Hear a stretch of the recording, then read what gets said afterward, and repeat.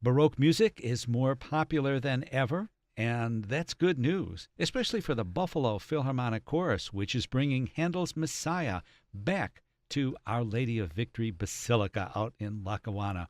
And on the podium will be Fredonia's Dr. Gerald Gray. Dr. Gray, thanks for coming down to WNED. Thank you, Peter. Thank you for having me. As a director of choral activities at SUNY Fredonia, how many different groups are down there? We have 4 choirs Wow. that are curricular, meaning the students get credit for those. And then we have a lot of student groups, maybe 5 or 10 more of those. And then we have 20-something ensembles that are curricular alone. It's a very big school of music. You have worked with a number of iconic groups in classical music. I just want to ask you a little bit about them. You've been with the Robert Shaw Choral and the Robert Shaw Festival Singers, and you worked with Robert Shaw. What was that like? That was probably the single most defining point in my life in choral music. He was inspiring. He was impeccably disciplined. It left a mark on all of us that were involved. But you've also worked with Boston Baroque. Now, that's a jump, both geographically and sonically as well. I take very different things from the two experiences. The Baroque ensembles that I've performed with, American Bach soloists, Boston Baroque, and so forth, the people that play and sing in those groups have a real mastery of gesture. Their precision of rhythm is something that will always stay with me, that's very much a part of me. Whereas with Robert Shaw, the concept of rhythm, the impact on the audience, the detail of preparation, both to me go hand in hand. I don't see them as opposed at all. You used a technical term, gesture. In Baroque music in particular, a musical gesture is a few notes that go together to make a very small phrase. It's all rooted in dance. And if you think about a minuet and you think about the music of a minuet, a gesture might be one measure long, heel, toe, toe. And then on the next measure, there's a spin. And then on the next measure, there's a sweep. So those small 2-second gestures are all very different and they're all contrasting. I know the Baroque performances that I like the best make you kind of dance wherever you are. I mean, I don't know how to do the official courant and allemande dances, but you rock back and forth and they do get you moving. So I'm not crazy. There is a relationship between Baroque music and dance.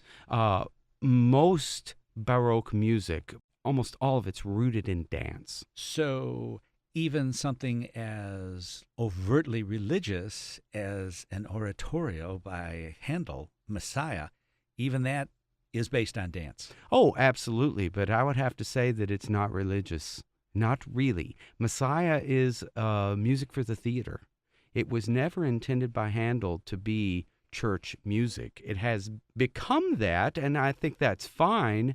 Messiah is a piece that's so universal, it can function and serve in many ways. But its true intention is music of the theater.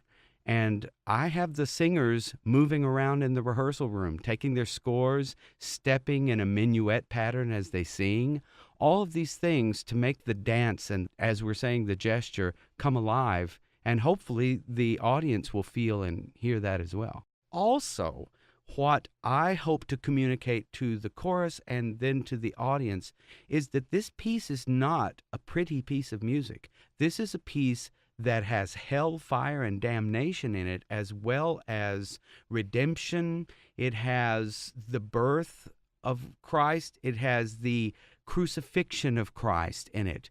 And in the second chorus that the choir sings, "He shall purify."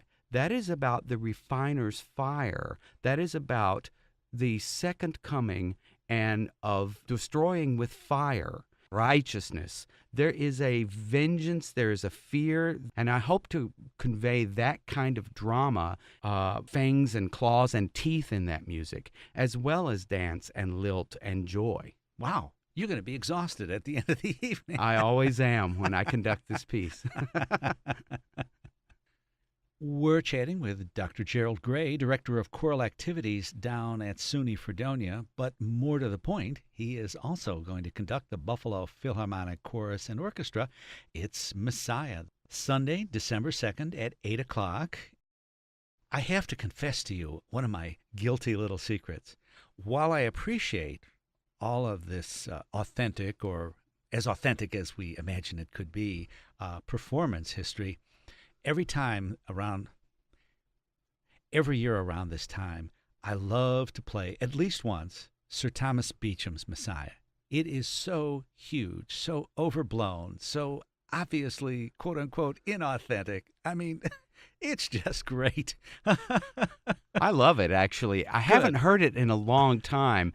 I guess maybe 10, 15 years ago, but let me know when you're going to play it. I want to tune in and hear it because I find that an equally guilty pleasure. It's a lot of fun.